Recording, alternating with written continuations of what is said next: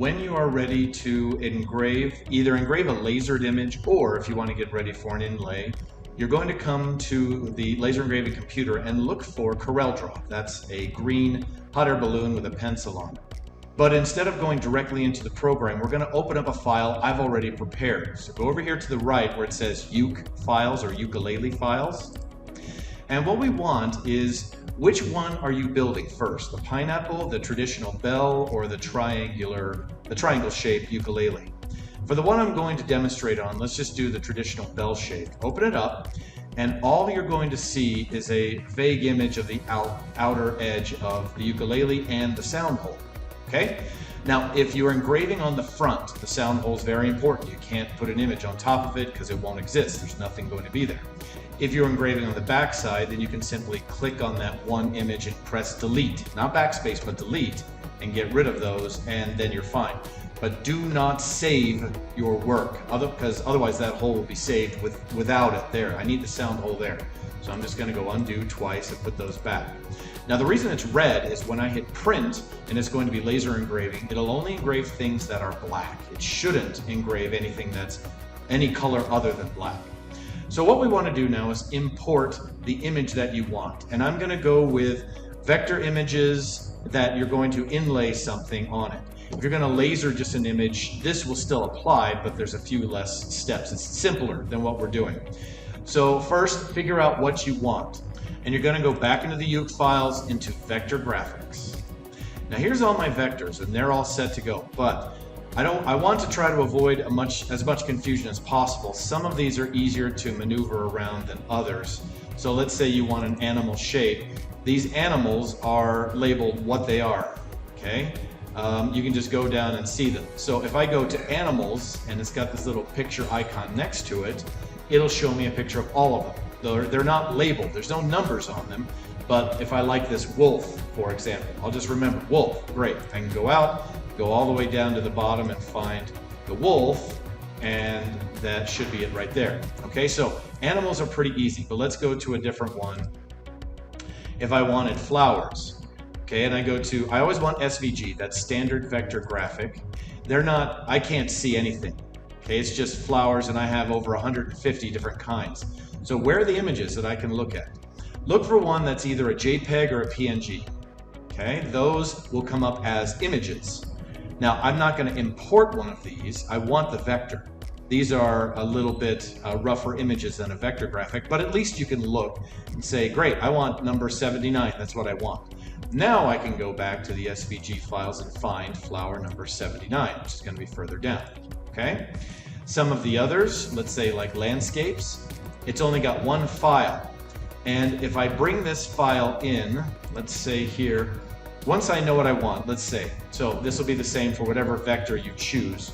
Go to File, and I know it's hidden under here, I don't know why, but once you click File, you want to go to Import. Now, here's the landscapes that I was looking at. I want to import my landscapes, import. This one's a little bit weird in that if I clicked, and I have to click and drag it out, and they're all there. That's all of them in one image. So you're like, well, what do? I want that one. You know, I don't want all of them. All you've got to do is crop around it. So we're going to go here to the left, and the third one down says crop tool. Click on it. You're going to go one of the corners and then pull it down. Now I don't want that edge, so I'm going to bring that in a little bit. Now crop it till you're happy with the image you've got. Make sure you don't have anything else. And all you need to hit is enter. There, that image is gone. Now I need to go back. I'm still in the crop tool, you can see. Go back to the pointer tool, the top one. And now I can simply bring that over, and now I can make it bigger, smaller, whatever. There it is, and that's all we need to do. So depending on which vector graphic you're after, it'll change how you go find it. And I wish I could be simpler than that, but that's what you got. You just got to open it and go, okay, if we open up, that looks like an image file there. I can actually see, and they're labeled, and then I can go find what I want in the SVG file. It just depends on which one I download. So all right, let's pick an image, and I'm going to do an animal, and I'm going to grab a butterfly, that one right there. and it's just labeled butterfly. In this case, I can drag it over, or I can go in here, we'll go File, Import, and go back to Animals, Butterfly, right there, Import, and it's as simple as that. Now, this butterfly is going to be quite intricate in how it looks and the pieces. So remember, anything that's white is going to be, you're going to need to inlay something. Anything that's black is going to be replaced with a new image.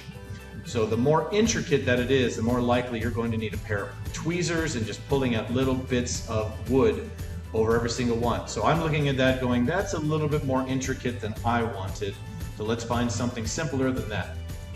Let's say I wanted a different image. So I'm going to go back up, File, Import, and let's say a cobra, import that. And that's super simple. Okay, so I see an eyeball and that's about it, and there's a little bit left here. That's a very simple image, and that's okay. So make it as big as you want, keeping in mind that if this is on the front, you've got to worry about a sound hole. If it's on the back, you don't. All I really need to worry about at this point is that it doesn't extend beyond these outside edges. So if I right-click and go Order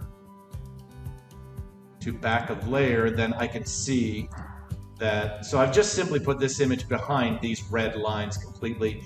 As long as the problem with that is now when I click on it, it's going to click the ukulele, not my image. So that's the trick with this. So what I did is I'm clicking off the side. You can see how big the square is, so I could just click it here, or I could click it here and still get that image. It's a big square. So I can still get it, it's just a bit tricky. So that'll be a very large snake, which is totally fine. As long as it fits within these lines, you're okay to move forward with that one. So what I'm going to do is take that file and print it. And I'll print it, and that laser will print this entire image, and it'll be inset.